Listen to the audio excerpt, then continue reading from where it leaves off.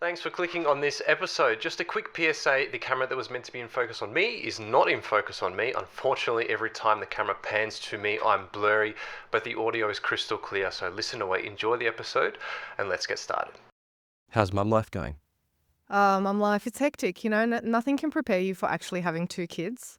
You don't know this yet, but if you have a second child, you'll figure out that it's not twice as hard. It's somehow like four times as difficult. But, they're getting to an age now where they can play together and want to go off with their grandparents, so I can have a bit of time to myself. That's what everyone's told me, actually. They've said one is hard, Yeah. two is ridiculously hard, but then they kind of become little friends and they Yeah. run around with each other and keep each other company and things like that. Yeah, and if you can push to three, apparently that's somehow easier, but I don't see how that can be possible. How? Wouldn't it just be more work and more kids, more running around? I don't know. I'm not going to find out, obviously, so I won't be able to tell you. How old are your ones? So my son is turning 8 next month, actually, and my daughter is 3. Beautiful. So Yeah. that's primary school and almost kindergarten, right? Yeah, well, she's a February baby, so she's actually doing 3-year-old kinder next year, so I've got a couple more years of juggling, I guess, my day-to-day. Yeah. And then Yeah. you can go to the same school and all that sort of stuff. Yeah, hopefully. That's awesome. I mean, ours is tiny and still she's only almost one in a few weeks. That's exciting. I know, it is exciting. And everyone's like, are you ready for the next one? And we're like, Oh, no. what do you mean? We're barely sleeping. What are you talking about? Yeah, no, absolutely not within a year. That's hectic. Yeah. You're going to have a birthday party. Well, we're going to have a little birthday shindig. It's Cute. going to be good.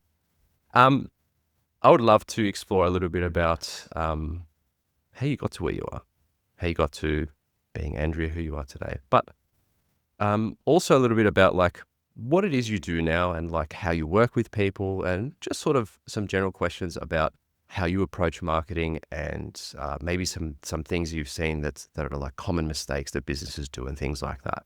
Okay. So let's get into it at the start. And I'm pretty sure you told me that you weren't doing what you're doing right now. Back when you were younger, you sort of got into this field in a different way. Talk us through Yep. your start of your career kind of thing and how you got to where you are today. Yeah, so you're absolutely right. I actually studied journalism. And at the time, the journalism industry was in a bit of flux. There was a lot of, people being fired and things like that. So I didn't actually know what I wanted to do, whether I wanted to pursue journalism. I thought for a hot minute about going into PR, Okay. but decided it wasn't quite for me. So I decided to do an honours year to give myself a little bit more time to kind of figure out what I wanted to do. But within that year, somebody that I was in the honours program with, her housemate worked at a social media marketing agency, which at the time wasn't a very common thing that you heard about. People didn't quite know what it was.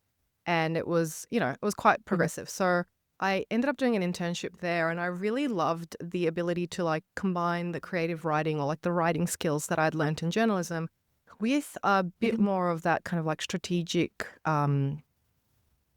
approach and analytical as well, because social media marketing was brand new, and so there was a lot to learn as well. Right. Yeah. So that was exciting. So I was there for a couple of years, and then I kind of moved around different social media roles. So I went to Arts Centre Melbourne for 5.5 years. I worked at a tech startup. I worked at a couple of small businesses. And throughout that time, I also was freelancing on the side. And I really loved speaking. I did a few speaking gigs at conferences and summits and that sort of thing. And I started teaching some workshops as well, where it's something that I'm really passionate about. So, I guess over that now 14 years, I did a range of different roles. And what I kind of discovered when I got to probably 3/4 into that career, I kind of said, well, I don't want to focus just on social media because everything is interconnected. So I was working within teams where I was working with, a creative director or a designer or a film and video team or a web devs, software developers. That whole kind of picture started to form for me. And social media was just such a small part of it. So I kind of naturally found that I was more of a strategic, big picture thinker, and I like to see how things come together to produce a result. So that was a key driver in where I am today. and wanting to work for myself and freelance, I also love to work on lots of different projects and lots of different clients. So at the moment, I have clients in many different industries, and that's something that I pride myself on because I think I can take all of those skills and the knowledge that I've picked up through my career and be able to successfully apply those strategies to any industry or any client. It forces you to be a little bit more creative. It challenges you to think differently and think laterally when you're working with clients. So at the moment, I'm freelancing. And the way that I work with clients is there's a number of different things that I do for clients these days. Yeah. So a lot of, so I have some retainer clients, and with them, I kind of do a done with you model Sure. because I'm a really big believer in building capacity within the business that I'm working for. But also, I think especially when it comes to social media content these days, having that employee generated content or founder led content, people actively being involved in that is really important for success. I think the days of, just creating some Canva graphics and slapping them on your Instagram are over. People expect a lot more. So the way that I work with my clients is kind of to give them the strategy and the understanding and the knowledge of what they need to be doing and how to achieve the business goals that they have, and then guiding them through that process while also filling some gaps that they might not have. So a lot of the businesses that I work with are small to medium businesses. So they might have or might not have marketing capacity within the business. So a lot of times it's things like setting up their email marketing strategy and flows and templates and all that, or running their Meta and Google ads, or helping with landing sales page copy, or, helping with content idea generation. Sometimes I go out onto shoots with clients to help direct if they're working with a content creator or someone. Yeah. So it's kind of like, first we work on the strategy and that piece of how does this all come together? Why are we doing what we're doing? And how are we going to execute it? And then I work with them to implement the strategy. All very familiar feelings for me because viewers might not know, but we worked together. Andrea helped out with a bunch of things that happened with my business. And yeah, like you said, that sort of model that you follow is really good. I just felt supported and, it was really great experience. Awesome. Now, you mentioned that you're working with smaller businesses mostly nowadays. Is that right? Yeah. So am I. And to be honest, it just feels more personal and kind of, you don't feel like, at least when I was working back in the big corporate world, you just feel like a little gear, like a little cog in that big machine. But working with small business, you kind of, you see the impact straight away. You get to feel the feelings of that impact with the business. It's a really, really nice feeling. And I'm sure you probably feel similar ways as well when you work with some people too. Yeah, I agree. Absolutely agree. And I think small businesses have such a big advantage now, particularly, as I was saying before, when it comes to things like social content.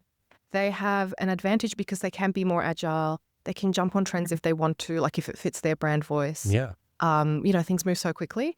But they also have the ability to like really show the kind of behind the scenes and the process of getting somewhere. I was just listening to a podcast episode this morning about building in public and how a lot of brands have huge success by showing people behind the curtain, so to speak. Yeah. And I think smaller businesses can do that much more than like big corporations. I remember having clients when I worked in the social media marketing agency where, like legal would have to approve every single social media post. So in that environment, it's impossible to jump on a trend or do something quickly, or just, be a bit messy and get things out there. I think that's the real advantage that small businesses have. And of course, the other big advantage that they have is that they know their customer really deeply. They understand their customers because they have a lot more face-to-face time with them. Yeah. And I think when it comes to marketing and crafting messaging, that's really important. Let's flip it a little bit. What do you think a lot of small business owners are getting wrong these days? Like, I'm sure you work with clients that have sort of started things and they have some flow and you kind of just, as you said, done with you, sort of kind of just showing them the way. But when you find businesses that are just like doing all the wrong things, what are those wrong things? What are businesses doing wrong that's like the low-hanging fruit that they can really get to quickly? The biggest thing isn't something that they're doing, it's something that they're not doing. Okay. And that is being inconsistent. I think, and I can definitely see why this happens in small businesses. You want to do everything all at the same time. You're pulled in a million different directions. Sure. I have experienced that myself now. Yeah. But it's the sort of thing where you're like, oh, I'll just start posting a little bit on Instagram, or I'll send an email here or send an email there. And that inconsistency actually decreases trust with potential customers. And people forget about you. As I said before, things move so quickly. And if you fall off people's news feeds, or you're not in their inbox, or they're not thinking about you because you haven't built up that community, then people very quickly forget about it. The other thing that I want to say is that I think a lot of businesses haven't quite moved on from the social media or the marketing model of even 5 years ago, because we're in a very different landscape now, post-COVID particularly. I see a lot of small businesses who maybe started just before COVID or during COVID and had massive numbers, really good success. They basically had a captive audience. And now attention is scattered.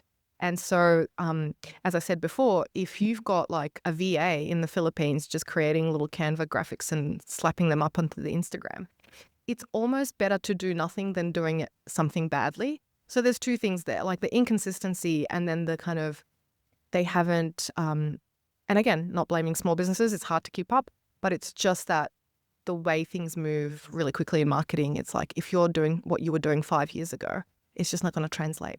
Why do you think the attention has sort of scattered after COVID? That's a huge question, but in my humble opinion, well, firstly, during COVID, we literally had nothing else to do, right? So we would spend a lot of time on our screens, indoors, as I said before, captive audience. And now it's like people are back out into the world and, maybe they're commuting to work again, or they're getting outside. I think a lot of people crave face-to-face events and getting out and doing things in real life. Gotcha. But I also think there's a lot more competition. So all of those businesses that started up during COVID, they're now competing against each other for diminished attention, diminished time. That's one side of it for sure. But I think the other side of it is sort of the, TikTokification of how we consume content, right? Yeah. And moving to that shorter form video. Having said that, I do think that a lot of people do watch and enjoy, and long form video still certainly has its space. But if we're talking like en masse for the general population, then there's a few things. And I think those are the key factors.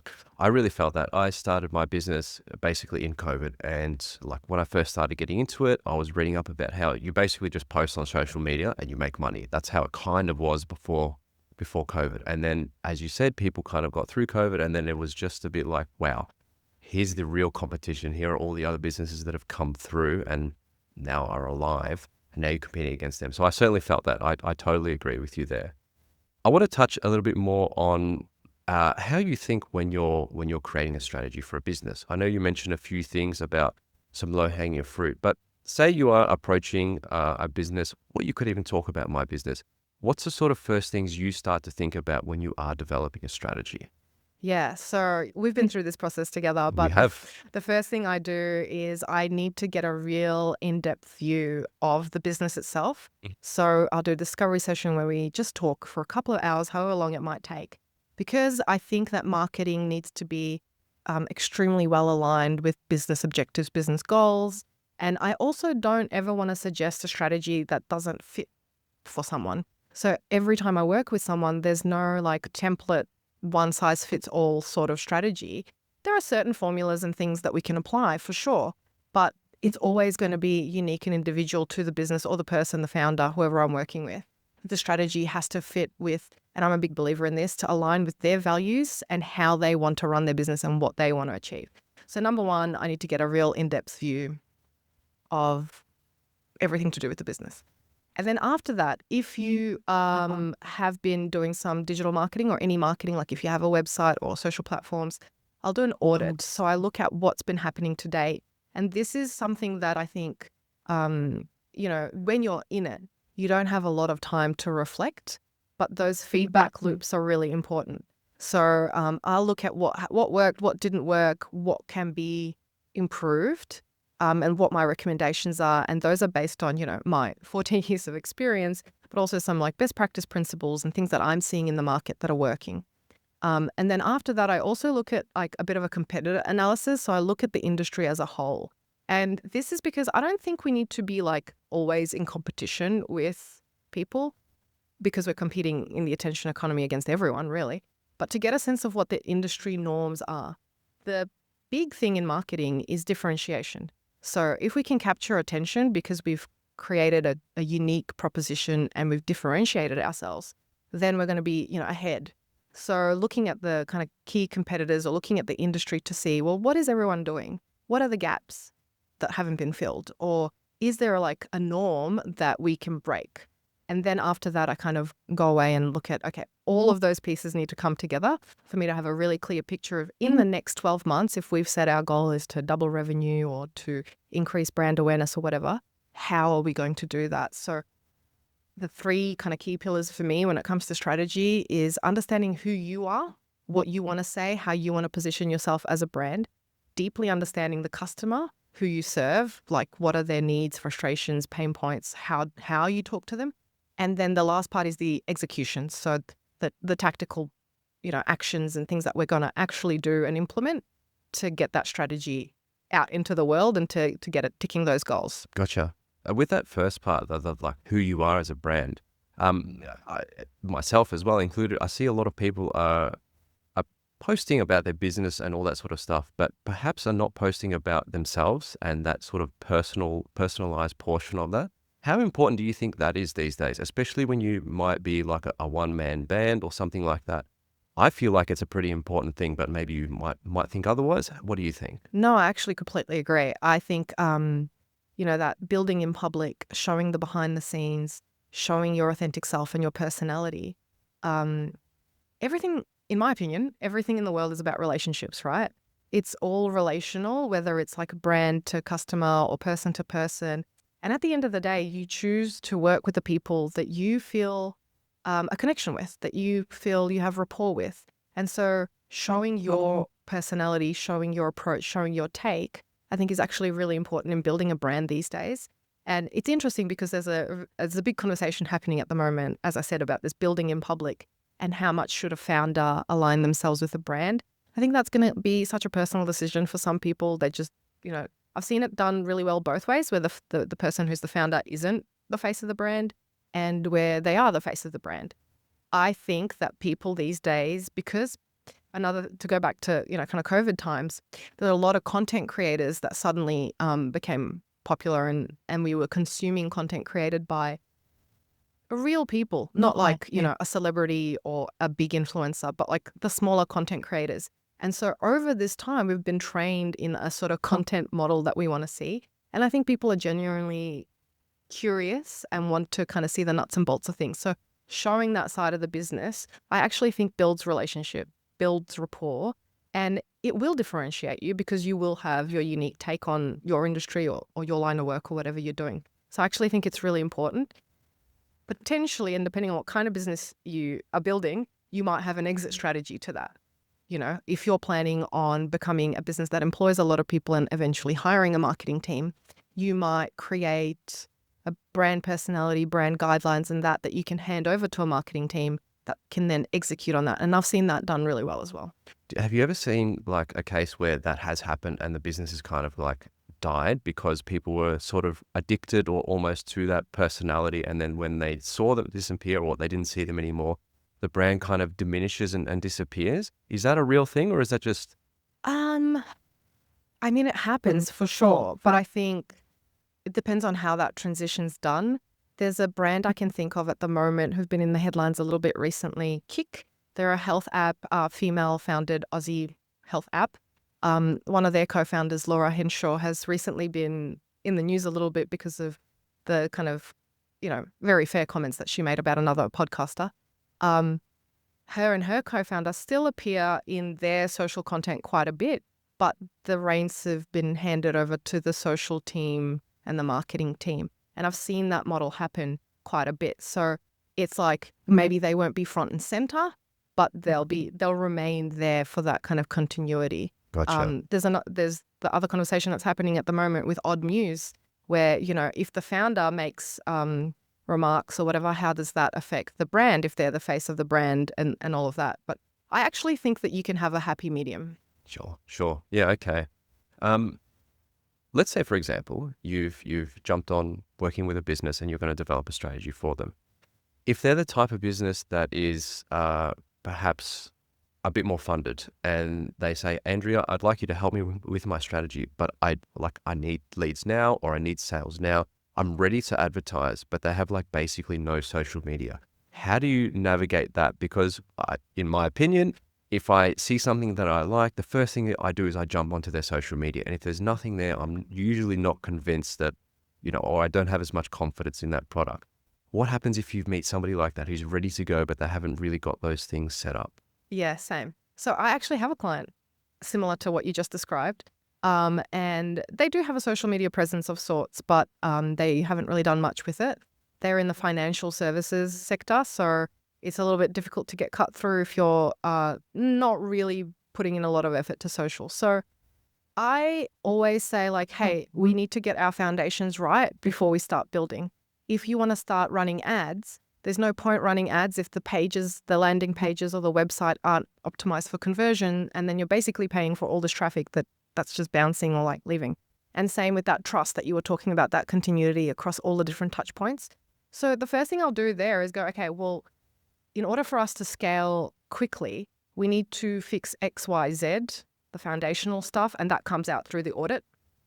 And then we work that as a phase one, like, let's get these things right. So the client that I mentioned before, at the moment, we're creating brand new landing pages for all the services that we want to advertise. We're creating very structured, conversion optimized landing pages, and that's something that I'm helping them with. Yeah. We will then pick a focus area for the social media. So another problem that I see a lot is that people spread themselves really thin, and that's where that inconsistency comes in. It's like you can't possibly have the time or the resources if you're a small business to be on every single social media platform. You can't. No. You absolutely can't. So we choose like what are the 1 to 2 key social platforms that we're going to focus on. So for example, a lot of the times it's Instagram. For some brands, it's TikTok. Where are we going to focus on that we're going to get the best, return on our time and investment, really? Sure. And once we've built up those foundational bits, we can start scaling by running some ads. Now, a thing that I heard, and it's one of those kind of like rule of thumb things, so like take it with a grain of salt, but like unless your website's already converting at like a 1 to 2% rate, running advertising isn't going to pay off, right? So there's obviously something there that's like not quite right with the website, which is where if it's not an easy fix, if it's not like, changing some copy or a landing page, if it's a whole structural issue, that's where I'd reach out to someone like you and be like, hey, my client needs help with their website, So it's like you need to get those things right because that trust is really important. Once you've grabbed people's attention, the brands that are successful are able to keep it. And the way to keep it is through having that continuity, building up that trust at a big picture glance, and, creating community effectively through the social. I'm glad you said that. I mean, I know you would never say this, but I'm so sick of hearing from agencies that are just saying yes to people. Yes, you can run ads. Yes, it's totally fine. Yes, let's run ads. And they take people's money and then nothing happens. And honestly, maybe not so much in your world, but in my world, I see that a lot in the sort of agency field. And it's pretty poor, especially when people aren't getting results and they just churn through. Anyway, one thing that's related to this that I've been asked a few times, and you spoke about landing pages and, websites and things like that. Do you think SEO is dying? I know it was very important a while ago, and it's still definitely important now, but I feel like, especially with social media and things like that, and the way people are looking for businesses, do you think that SEO is maybe not dying, but the importance of it feels like it's like one of the low things that people aren't even really looking at as much these days? Yeah, do you know what's really interesting? I think through the history, I know I'm going to sound like a bit of a nerd, but through the history of the internet, right? Do you remember like when people first thought like we can build a website, but you had like a webmaster who was the person who like had the keys to the website and nobody else knew what it was. I feel like SEO is undergoing a similar disruption now because, now you can buy a Squarespace or a Wix and build a website yourself. There isn't that like gatekeeping anymore. I feel like SEO to me has always been like, oh, that's like such a specialized field that's got this technical stuff and it's got this other stuff. Now I feel like that is going through a bit of a change and a disruption. And I don't think it's dying. I don't think that it's not important. There's still a lot of people who use Google and Bing and maybe some people who still use Yahoo. I don't know. But DuckDuckGo. DuckDuckGo. I don't think I think the way that we think about is changing. So potentially some of the old ways of doing SEO are dying, but they're being replaced by different ways of thinking. So, and this is also reflected in how Google updates its recommendations or its algorithm or its, way of crawling websites as well. So certainly what we are seeing is that people use ChatGPT or other generative AI a lot more to search.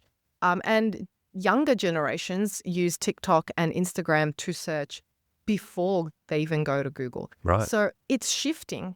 The way that we do SEO is shifting. So a lot of the things that, for example, if I was auditing somebody's Instagram, I always look at, well, have you put the keywords into your Instagram name or into your bio? And same with any other social platform. Are you using those keywords that you want to be found for in your content and what you're saying in the copy, all of that? So it's actually, that's in a way SEO. There's another word for it that people are using at the moment, which is, I've forgotten it, but it's like LEO or something like that. Right. So people are just searching in different ways, but the way that we're searching is still through typing in some search terms or a phrase that we're looking for something. So now you have social media platforms and even Google with AI inbuilt that, gives you little summaries and things like that. So it's still important to have good content. It's still important to give users what they need to read. It's still important to think about that keyword research and, but write it in a way that's natural and makes sense. So that part of SEO certainly isn't dying because it's literally how we still search until we get to the next phase of technology where everything's like, Yeah, it's in our brains or whatever it like is. Minority Report or something. We're still using language. We're still typing words to search. So potentially some of the old techniques are dying, but I think it's still relevant. And I mean, people have asked me that question and they always follow it up with, isn't AI going to take over? AI right now is it's looking for the SEO that we're creating in these websites. It's just searching around the same way that Google finds this information. So as you said, it's not really dying up, but it is sort of changing around. Yeah, well, it's just scraping information from websites, right?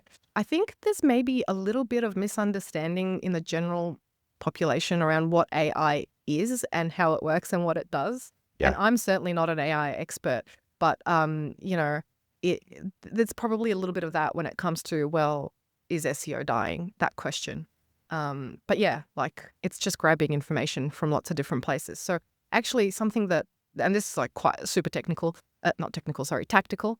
One thing that I say tactically to my clients is well, do you know, for example, that ChatGPT uses Bing, doesn't use Google? So have you submitted your sitemap to the Microsoft Bing Portal, console, yeah, whatever sure. it's called, and Google Search Console? So you're just giving yourself a better chance. Things like FAQs on websites and making sure those are SEO optimized for all those keywords that we want to be found for are really, really important right now because that is an area that AI scrapes, looking at FAQs and pulling information out. And ChatGPT now will literally give you the website source where it found that. Google will give you the little link with the website source where it found that. So, it's still really important. And if you are appearing as the top link in the AI summary of Google, that's even better than, number one organic rank because a lot of the times people aren't even scrolling past that first bit. No. I mean, I do it all the time. I'm guilty. I just assume whatever the AI has told me is correct. I know, dangerous. Huh? I know, and a lot of the time it's wrong. But getting it up there is a really nice thing. We've spoken a bit about sort of businesses that are flowing, businesses that are sort of doing stuff, and then you're helping them. If you were to speak to somebody who was like, I have a product or I have a service that I can do well, and I have been doing it for a while, I have experience, etc., etc. Where do you think they should focus their energy on in the digital space? So say they're sort of starting blank almost. Where do you tell them to focus their energy on so they don't burn out? Wow, that is, I hate to be this person, but it's it so depends on the person and the business. Because, for example, a lot of people in our industry, in the service industry or knowledge-based industry, really, LinkedIn is a fantastic, huge return on investment platform. Actually, I was just reading a report yesterday. It said LinkedIn is holding its engagement. In fact, has the highest engagement rate if we look at across the social platforms. It's 6.50%, comparing that to an Instagram, which is somewhere around 2. on average. These are averages. It differs by industry. Sure. So it comes down to like who the person is and what they wanting to do. So for a lot of Well, let's stick to service-based businesses Yeah. now. Let's just try that for now. for sure. So for like service-based businesses, I would say like LinkedIn is a really powerful platform because you can directly reach out to your ICPs in a way like you can search by industry, by job term. Start again. You can search by industry. You can search by job title, that sort of thing, to connect to the right people in the right industries. So there's some businesses who I've seen say, well, we're saying goodbye to Instagram. We're actually find us on LinkedIn in the service space. Having a really strong website, I think, is important because it's like if you don't have a website, it's sort of become like your business card now, right? Yeah. You know, that's the first place that people go to find you. So having a really strong website plus like a LinkedIn for service-based businesses is really important. If you're a business that, like your business, for example, what you do is really visual, I think that Instagram still has a place in its mix for you because you want to be able to show what you're working on and how you work and your work itself. So yeah, I would say for a lot of service-based businesses, those will be a couple of the key platforms. But depending again on the personality of the person, TikTok is a huge growth potential. You've got to want to be in front of the camera though, and it's very content hungry. So it's one of those things that a lot of people who don't want to be in front of the camera or, you know, they kind of shy away from it. But it has really huge growth potential because there are so many niches of, you know, topics that people are looking on. Similar to like Reddit, for example. I think people underestimate Reddit, but I've seen people build up quite successful profiles on particular subreddits where they are the expert in that topic and kind of answering questions and being helpful and building up a reputation in that way. So, you know, if TikTok isn't your flavor and you don't want to be in front of the camera, that could be another option for service-based businesses. Do you think there's still a place for cold outreach for people that really don't like camera, like email or even like trying to DM people and things like that? Is that a dying art? You know, I think everyone feels some kind of way about that. I think, you know, most of us who've been called, emailed, absolutely hate it. It can work, but you have to be smart about it and it's different. So it's not just like a spray and pray approach, which I think a lot of people think about when they think about cold emailing or cold calling. That's the majority of the types of cold emails I get. It's like, hey, and sometimes it'll have my name with like an extra 3 spaces. So they've definitely just sent me this massive template kind of thing. Yeah, and they suck, right? Like, it never works. You're not going to reply to that. No. However, coming back to LinkedIn as an example, if you were to use a tool like LinkedIn has their sales radar tool, which can you know, quickly search job title, industry, and send connection requests to people. If you were to do that, like in the way that builds relationship, in a way that considers the person that you're speaking to, we're all humans, right? So, you know, if you were to connect with someone, interact with their content for a couple of months, strike up a conversation that's natural, comment on something that they've posted because you have a genuine opinion on it, and then jump into their DMs and get the conversation rolling and say, hey, by the way, I do this. Do you want to grab a coffee? That to me feels like that's technically right. It's cold outreach because you don't know them. Yeah, exactly. But that to me feels like a better way to connect to people and start conversations rather than just blanket sending out a DM or an email like, hey, person, this is what I do. You know, the other thing we got to remember is that people buy for their reasons, not for ours. So the things that we want to tell them don't necessarily solve their problems. The way that I approach messaging in marketing is to kind of like really have a deep understanding of the customer or the ICP or the person that you're speaking to. And then if you can position your product or service as a solution to their problem, then you have a fighting chance, right? But if you're just like, you know, throwing spaghetti at the wall and like, here's my services, it's like, well, why do I care? There's 1,000 other people who do the exact same thing, or there's 1,000 products in your vertical. It's like, what is it about this particular thing that you do, and why is it the best solution to their problem?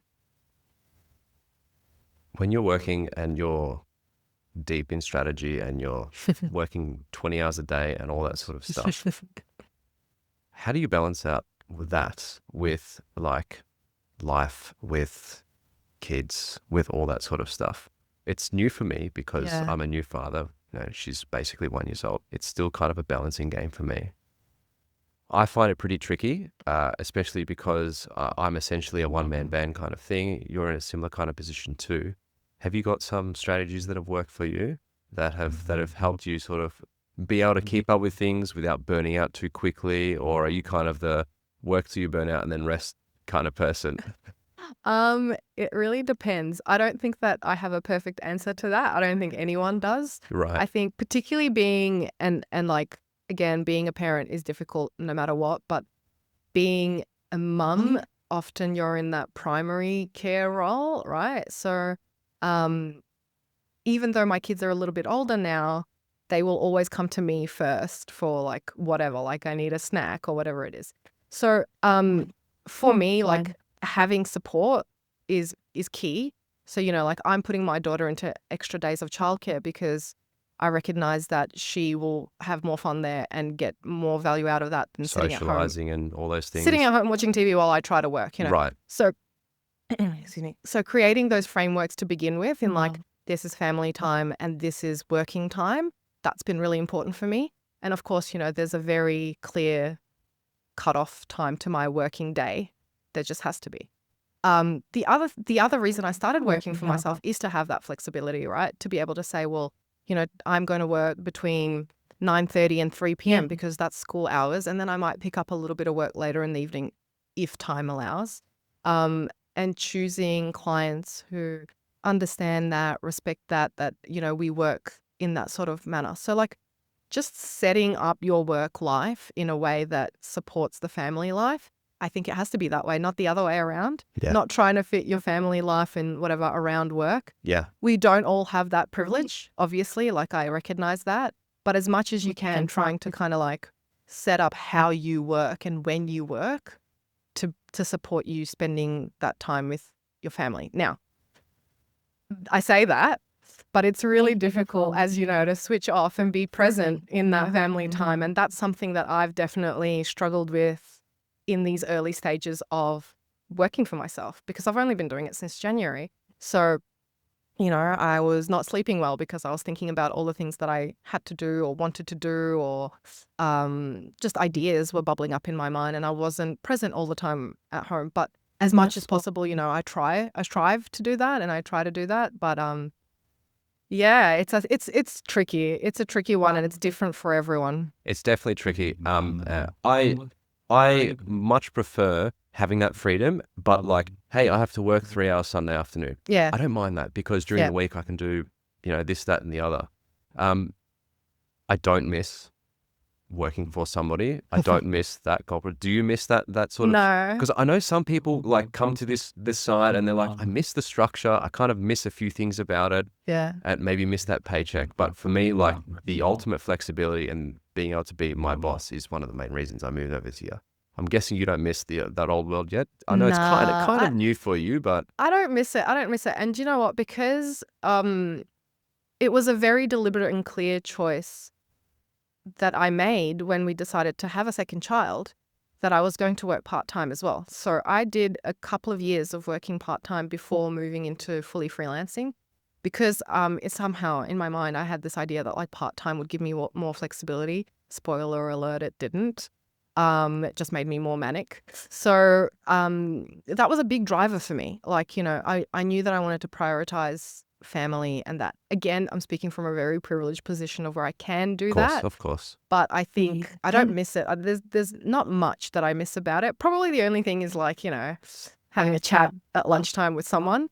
But I also find, and this is really funny, I say this to my husband all the time, because I overhear his conversations that he has when he's working from home. I'm like, oh, I have so much more mental space because I'm not thinking about any politics to do with offices or corporate or what, like that whole slice of stuff is just gone. I hated that. I hated Same. that. And so then you sit down and you're like, now I'm working. I'm doing the task that I'm doing, and that's broken up by client meetings and blah, blah, blah, blah, blah.